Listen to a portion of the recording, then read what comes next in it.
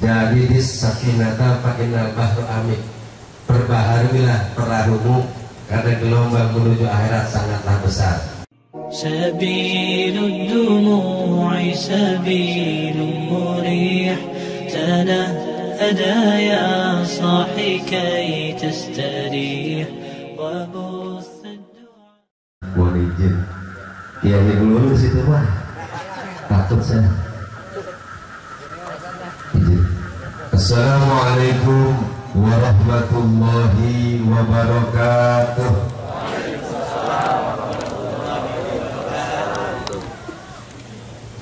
Alhamdulillahi rabbil alamin wa bihi nasta'inu ala umuri dunya wa din.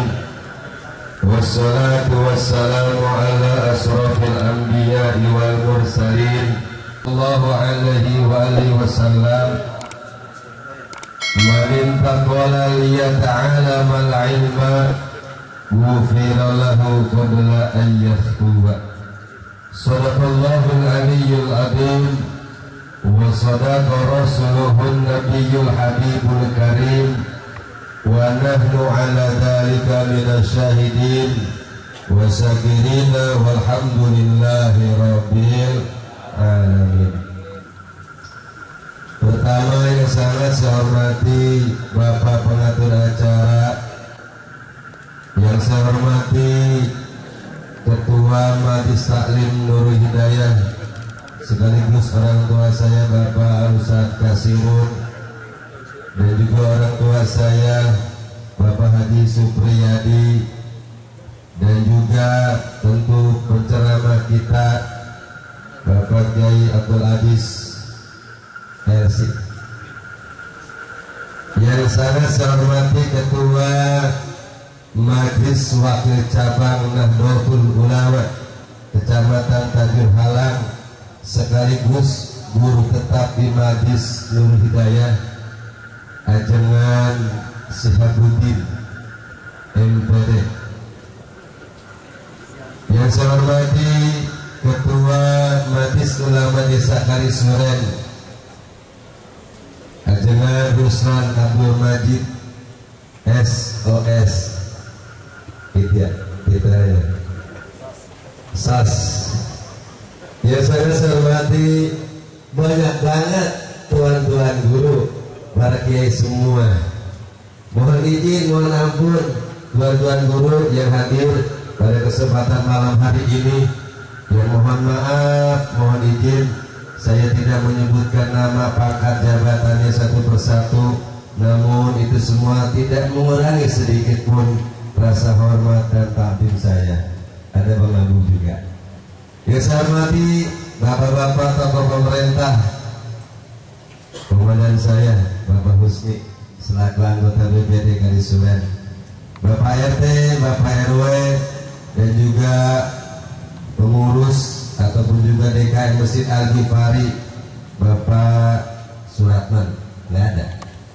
Seluruh pengurusnya dari lingkungan Perumahan Gria Karisuren, hadirin ibu bapak yang hadir pada kesempatan malam hari ini, yang tentu amat sangat saya muliakan. Mohon izin saya diamanatkan di daulat malam ini kehormatan buat saya disuruh ceramah. Padahal mah jangankan bisa pantas juga kagak saya ceramah. Berhubung Juriyah Rasul, mohon izin bin anu diri bisa duduk baik. Karena Habib Agir yang meminta saya untuk ngasih, terus ceramah belakang selalu ngomong gitu ya, ngobrol.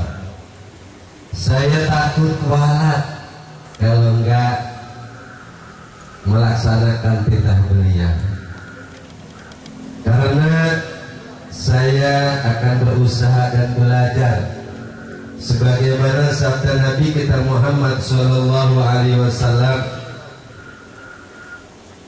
"Alimu auladakum bisalasi khisolin." Ajarin generasi kita dengan 3 hal. Yang pertama adalah hubban nabiyikum, cintai nabi kita. Dan juga yang kedua, cintai juriyah atau albait dari junjungan kita Nabi besar Muhammad Sallallahu Alaihi Wasallam. Dan yang ketiga, kita kudu baca Al-Quran. Poin yang kedua tadi, saya berusaha untuk mencintai juriyah Rasulullah. Alhamdulillah di sini udah hadir, ada Habib Nadir Al-Kaf. Habib itu tadi belum kemana kan? Karena bulan ada keperluan gitu. Maka mudah-mudahan dengan adanya majlis taklim Nurul Hidayah, majlis sholawat, majlis zikir, dan juga adanya di tengah-tengah kita juriyah Rasulullah, insya Allah desa kita menjadi desa yang sejahtera. Amin ya rabbal. Sebagaimana Allah Ta'ala berfirman, walau anna ahlal qura amanu wa taqaw la fatana alaihim barakati minas sama'i wal ard. Jika sekiranya penduduk suatu negara, penduduk suatu negeri, suatu daerah, desa, kampung beriman dan bertakwa kepada Allah, la fatahna alaihim, pasti Allah akan bukakan pintu keberkahan dari langit dan dari alhamdulillah. Mudah-mudahan hujan yang turun menjadi rahmat, menjadi berkah. Kemudian siraman hujan, tumbuh rumput, tumbuh pepohonan menjadi berkah. Akan tetapi walakin kadzabu, kebanyakan kita terkadang mendustai ayat Allah, mendustai ujangan-ujangan dari para ulama. Contoh kampung saya, Kiai kampung hutan, saya sudah beberapa kali mengundang Habib Rizik, Habib Bahar. Kalau main di Kosek, di checklist ada kampung hutan. Iya, benar, dia sehat. Nggak tahu Habib salah apa ya? Terus soalnya takut sama Habib Bahar, sama Habib Rizik. Iya, lucu banget, Allah. Pokoknya saya kampung hutan, wah, ada tandanya. Itulah faktanya. Inilah kita. Makanya wajar terkadang Allah turunkan bencana dan musibah kepada negara kita. Belum lama di Cianjur. Mohon maaf, saya mertua orang Cianjur. Orang Cianjur itu mohon maaf, walaupun banyak kiai, banyak santri, akan tetapi mohon maaf, sepi dari namanya dakwah. Ulamanya kebanyakan asik dengan zikirnya masing-masing. Santrinya berkutat belajar dan belajar, bukannya nggak bagus. Akan tetapi nahi munkarnya ditinggalkan. Mohon maaf, Ajun Nabi dari Cianjur Selatan itu aja kan? Itu sekarang generasi udah nggak ada. Masjid sepi, lebih banyak ke Jakarta. Orang perempuannya banyak jadi TKI. Karena kira tuh tempo hari banyak orang yang nyumbang pakaian dibuang-buangin. Ya memang di Cianjur Selatan itu walaupun keadaannya di kampung, rumahnya bagus-bagus, pakaiannya elit, wajar. Karena memang kehidupannya sudah wah, wajar terjadinya musibah gempa. Oleh karena itu mudah-mudahan biasanya di penghujung Desember akan banyak terjadi musibah. Oleh karena itu mudah-mudahan dengan kita mengadakan pengajian, majlis taklim, zikir, maulid dan sebagainya, salah satu daripada kita untuk meredam daripada murkanya Allah Subhanahu wa Ta'ala. Hadirin ibu bapak yang dimuliakan Allah Subhanahu wa Ta'ala, bukan hal kenegaraan ataupun satu wilayah saja. Ketika di daerah itu ada pengajian, ada majlis taklim, akan tetapi akan menopang keberkahan dari pribadi masing-masing seorang muslim itu sendiri. Dan satu nas hadis Nabi kita Muhammad sallallahu alaihi wasallam, umat Islam jauh dari ulama. Kata Nabi, saya di zamanun, nanti sini huruf tanfis apa ya? Nanti soal ngaji mah tadul ala zamanil qarib. Nanti kata Nabi 14 abad yang lalu Nabi sudah menyampaikan hadis ini. Nanti suatu saat zaman yang akan datang umat itu akan jauh dari ulama, jauh daripada ahli fikih. Sekarang sudah terbukti. Terkadang di kampus saya ada pengajian ibu-ibu merata dari hari Minggu, hari Senin. Wah, tapi yang kadang-kadang yang ngaji-mengaji yang orang-orang. Remaja juga demikian. Alhamdulillah setiap kampung kita ada majelis remaja. Tapi dapat tempo antara tuntunan dan tontonan masih lebih resep orang kepada tontonan. Ini malam 25 banyak hiburan nih kali ya di gereja pastinya. Ketika umat muslim orang Islam jauh dari ulama, jauh dari ahli fikih, rajin sholatnya, ngajinya rajin, tapi kajian daripada ahli fikihnya kurang, banyak terjadi. Mohon maaf, saya 3 hari yang lalu di Abdul Aziz di WA, kalau boleh saya sebutkan orang BIP dan ngajak berantem sama saya. Saking ini saya umur 50, kalau umur tahun kemarin saya mau minum golok, bisa jalanin, nggak usah pakai dalil dah, main golok main dalilnya. Inti SMS-nya, inti WA-nya bahwa kita yang memperingati Maulid di luar daripada bulan Maulid atau tanggal 12 bulan Rabiul Awal dikatakan pelecehan, menistakan. Itu masih ada nggak ada orang percaya? Itu ngajak berantem ya. Dan mereka ini, orang ini nggak punya dalil. Kalau dia meluruskan saya, meluruskan kita punya dalil dong. Betul Pak Kiai? Ini pakai otak doang nggak bisa. Itu nggak bisa pakai dalil akli doang. Di dalam agama nggak bisa kita harus pakai dalil akli doang. Ada nama dalil nakli. Ada rujukannya apa? Quran, apa hadis, apa ijma ulama, apa qiyas. Ini ujuk-ujuk udah apa tiap hari. Orang Kristen aja katanya memperingati Natal itu dengan pasti tetap dengan 25. Nggak mungkin di tanggal 25. Begitu hujahnya. Kita pun punya anak ulang tahun atau kuota pasti momennya tanggal tersebut dia lahir. Ini orang bego kali ya. Ini masih BIP RW 16. Iya. Ada tuh orang dalamnya kalau ada yang mau taruh aja tuh. Yang udah parah ini orang-orangnya. Mudah-mudahan paling lah juga tua. Nah ini akhir zaman. Ya. Artinya ketika ada agama, paham agama hanya berdasarkan otak dia doang, bahaya. Ini yang terjadi. Kalau umat Islam sudah sedemikian rupa, Pak Sekdes tahu ya kali. Tadi saya mau panggil ke desa, mau saya telah lagi. Ini orang bego, saya membuang waktu doang ya. Ini tahu orang Wahabi kali ya punya dalil, jadi ya kadang-kadang pinturannya kan membantah masalah Maulid pakai dalil. Mungkin itu masih saya terima. Ini udah saya otak dia, otak udah miring, bego. Saya juga bego itu ngelayan dia. Udah, nggak usah kontri. Ini nggak jadi saya tuh. Kalau mau nanti orang-orang itu udah datang semuanya kopi bareng. Ini sudah terjadi di kita.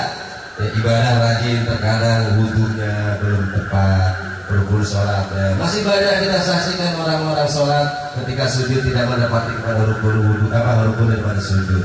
Tempat sujudnya berapa? Ada berapa anggota sujud? Masih banyak. Ini akhir zaman. Maka ketika umat Islam sudah sedemikian rupa, jauh dari ulama, jauh daripada ilmu-ilmu fikih, kayak kaliyahumullah bisalah tibaniyatin. Allah akan menurunkan 3 bencana. Boleh saya sambung tadi nih? Berarti 15 menit. Baik. Kalau umat Islam sudah jauh dari ulama, jauh dari majelis taklim, maka Allah akan menimpakan 3 bencana. Bencana yang pertama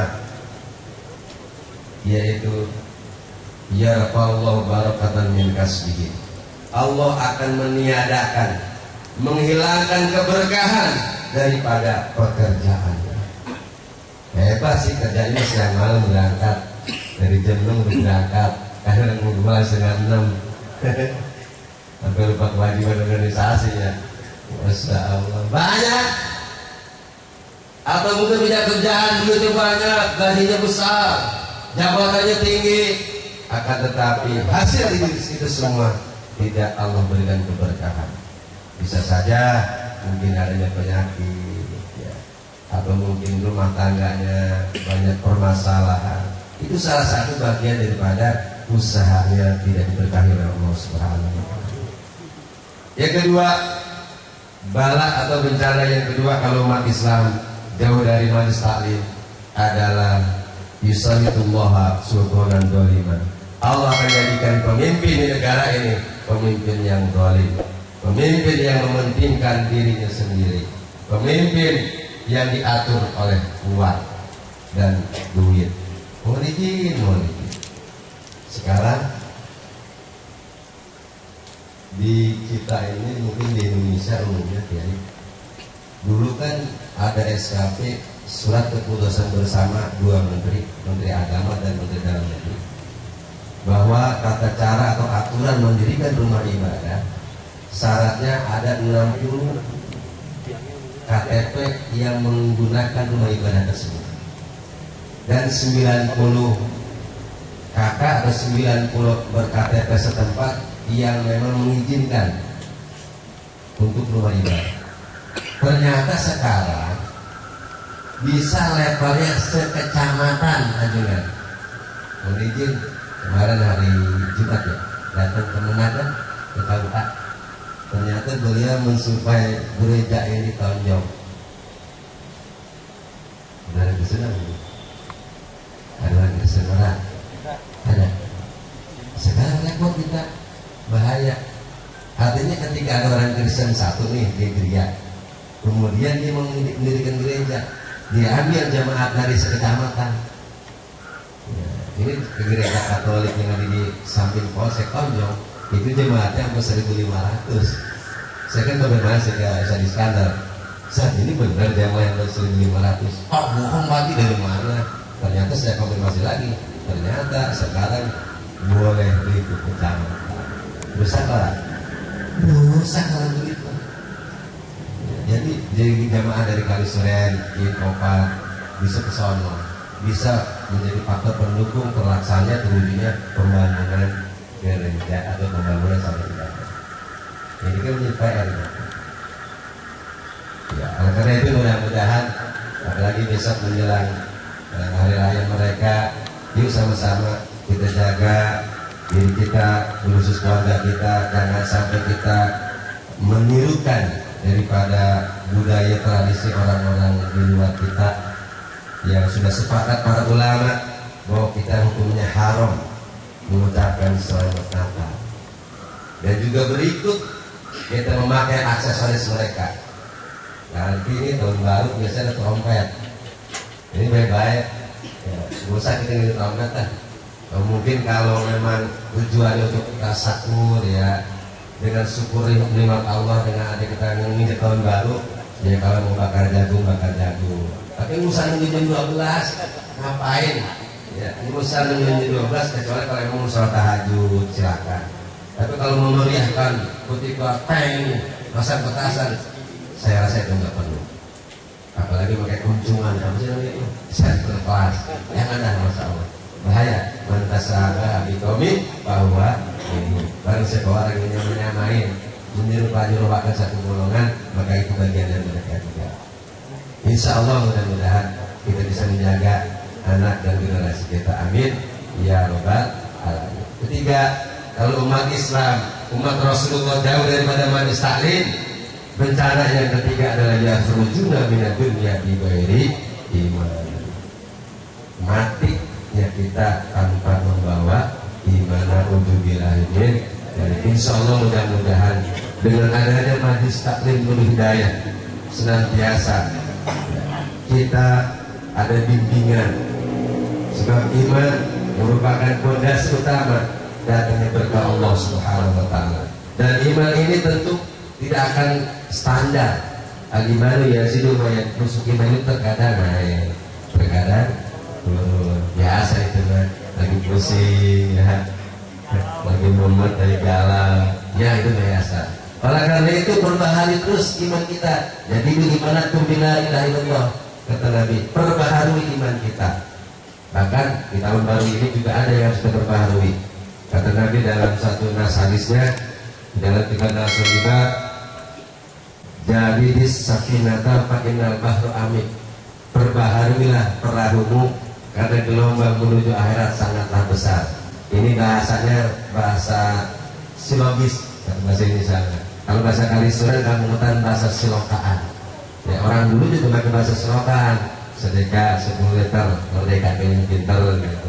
Ada zaman dulu jangan mainin beras. Entah kabar ini tuh orang tua di sini.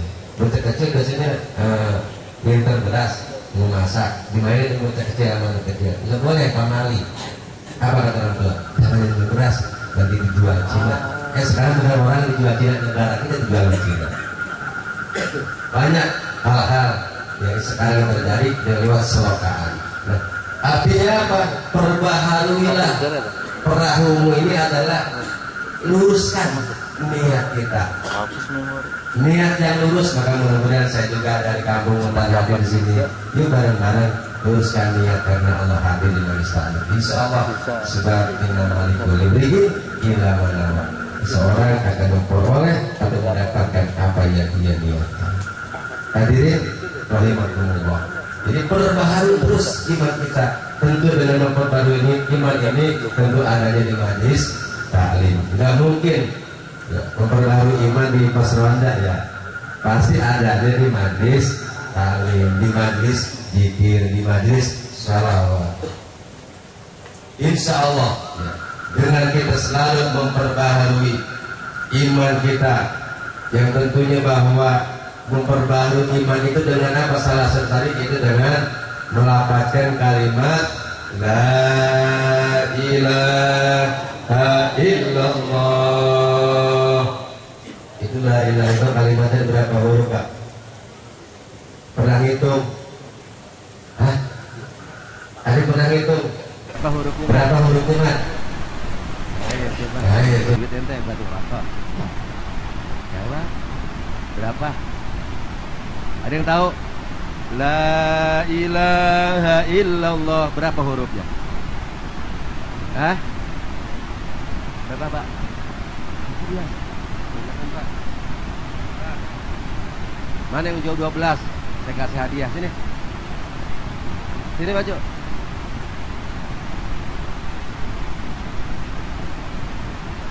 Maju. Buat beli pulsa.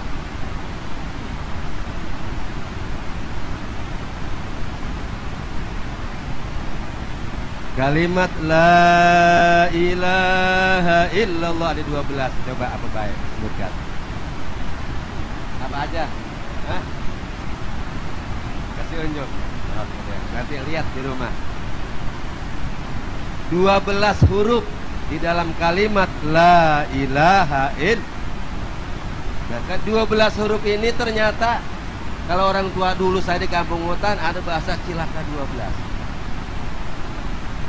Gitu nih kalau misalkan naik motor ngebut apakah cilaka 12 itu. Gitu. Cilaka 12. Itu kenapa sih ada bahasa cilaka 12? Ternyata dari sini Pak Rusni. Jadi kalau kita mau selamat laksanakan yang 12 hal. Kalau mau sejahtera jalankan yang 12 hal. Yang 12 hal ini adalah pekerjaan kita sebagai muslim. 6 johir dan 6 batin. Mana yang johir? Yang 12 perbuatan yang harus kita jalankan kalau kita mau selamat. Yang pertama adalah 6 johir. Pertama toharo. Apa toharo? Bersuci, baik bersuci namanya wudhu kah, atau mandikah, atau menghilangkan najis, itu namanya toharo. Baik kebersihan hati. Jelas banyak banget ya. Bahan yang dulu kita balik dan seterusnya. Kebersihan atau yang namanya toharoh. Kalau kita mau selamat, jalankan. Sebab terkadang dalam satu keterangan hadis yang saya lupa hadisnya, ada sahabat yang disiksa, bukan sahabat, ada umat yang disiksa lantaran cuma gara-gara, kalau bahasa saya bilang lalaora, dalam ketika dia berhadas. Ada hadis itu tadi ya, ketika dia yang bahasa yang melupa, cuma menyepelekan kencing atau cebok bisa disiksa oleh Allah. Mungkin kencingnya dari sambil berdiri ya, kemudian ketika cebok tidak ikutin aturan. Bagaimana sih Islam bersyariat? Kalau kencing usahakan jangan sambil berdiri. Bahkan ada aturan kalau kita kencing, kaki kiri yang kita angkat, diangkat lebih tinggi, jingkek. Kalau bahasa kampung hutan dijingkekkan kaki kiri. Nah, kalau buang hajat besar, sebaliknya diangkat kaki kanan. Tujuannya apa? Supaya sisa-sisa pencernaan bersih. Kalau kita buang hajat, bahasa kampungan nyerak gitu ya. Kalau kita WAB, buang air besar, sesuai dengan tuntunan, kita harus angkat kaki kanan kita, tempelkan nih paha kita ke perut, lambung kanan, ngedenda sepuasnya, supaya bersih, nggak tersisa. Kalau bersih, insya Allah terhindar dari penyakit yang namanya kanker itu. Sama ketika pipis, buang air kecil, angkat kaki kiri kita lebih tinggi. Saya kloset, makanya saya kalau kadang-kadang di hotel-hotel di gedung-gedung apa nih berdiri, mohon maaf, ada nggak masih kadang-kadang masih banyak masjid ya, masih apa itu Pak Izin aja, Kabupaten Bogor, kencingnya sambil diri ini ya kloset. Sama buang air besar juga sama, pakai yang duduk. Saya tuh nggak betah kalau duduk. Itu emang darurat ya, mungkin sepuh nggak apa-apa. Tapi kalau kita yang muda-muda, usahakan kalau buang air besar itu dengan nongkrong supaya bisa menjalankan syariat. Kalau kencing, angkat kaki kiri kita, tempelkan ke bagian lambung kiri, agak dijingkekkan. Ini tujuannya apa? Supaya tidak tersisa daripada sisa air kencing.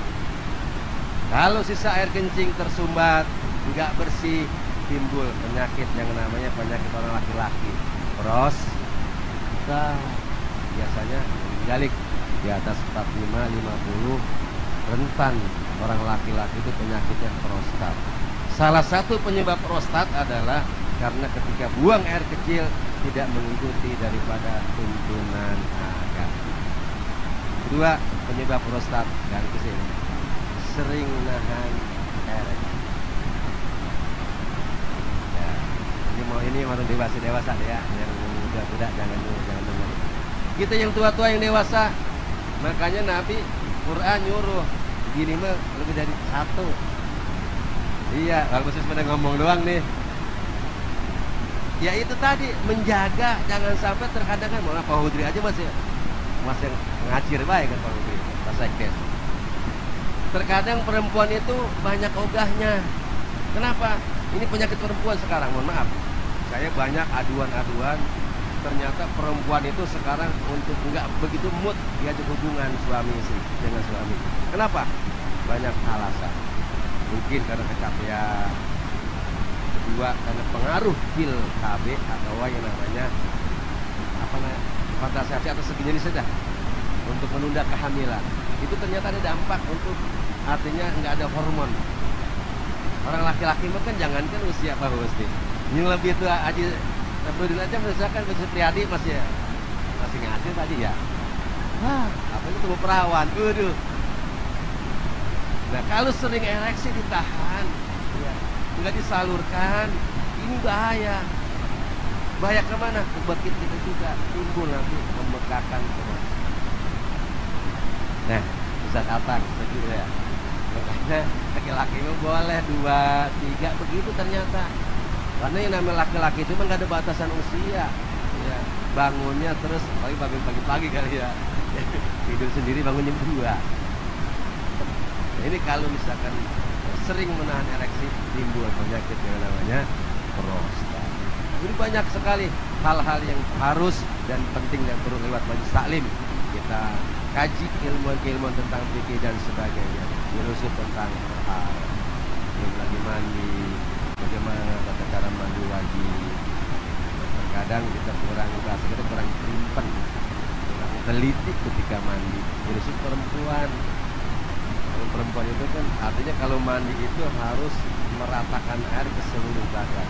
Setiap anggota yang tampak dari luar itu bagian dari dalam, dari bagian daripada kewajiban kita harus teraliri dengan air. Orang perempuan kalau mandinya diri bisa dikatakan khawatir, tidak sah. Kalau mandi wajib diri nih, karena kan mereka apa yang air mandi tuh shower, biasanya menjongkok, itu khawatir harus tuh. Sebab ketika perempuan nongkrong dia kelihatan meletak, maksud saya bilang, kalau orang kampung kota biasanya meleket gitu, itu bagian luar yang harus terkena air. Kalau diri baik berarti nggak kena air kan? Ini penting. Dan sebagian masih banyak. Baru satu tuh. Ya. Satu pekerjaan kalau kita mau selamat nggak celaka 12. Pertama, jalankan yang berkenaan dengan toharoh. Lo nanti lagi seperti apa? Ya, banyak kan? Bagaimana cara menjalankan itu? Singkat baik. Yang kedua, kalau kita mau selamat adalah yang kedua, sholat. Sholat kerjaan kita. Kalau mau selamat, jalankan sholat. Udah malam dah. Oh, cukup ya. Ada juga tuh kan itu ya. 6 pekerjaan yang zohir yang kelihatan. Pertama sholat, pertama toharoh, kedua sholat, tiga nanti bersambung dah. Udah malam ya. Ya. Maaf pada tuan-tuan guru. Sekali lagi saya bukan mendaki menggurui ataupun ceramah, ini sekedar mencukupi diri yang kita maksudnya saya untuk ceramah bahasanya. Yang jelas saya sih ngobrol aja. Mudah-mudahan obrolan saya ada manfaatnya. Ya, mudah-mudahan juga memberikan kesehatan saudara saudara. Amin. Ya Rabbal Alamin. Dan juga tentu para warga perumahan Geria, ya dukung selalu ya Majlis Taklim Nurul. Nurul Hidayah. Ya, tentu mudah-mudahan dengan kita hadir dan juga harus selalu untuk berjibaku untuk pendanaan, sebab ada juga pendanaan ya Pak, dari biaya.